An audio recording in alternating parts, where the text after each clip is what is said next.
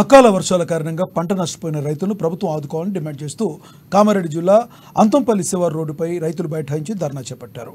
వడగండ్ల వానకి సుమారు 100 ఎకరాలు పంట నష్టపోయిందని రైతులు తెలిపారు. ఇప్పటివరకు అధికారులు వచ్చి నష్టపోయిన పంటను చూడలేదని రైతులు వాపోతున్నారు.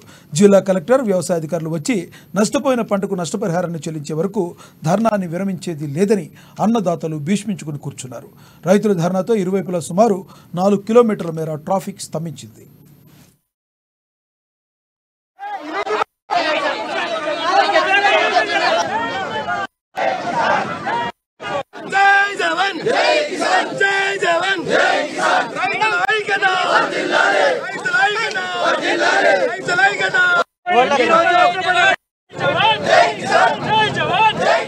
రాజ్యం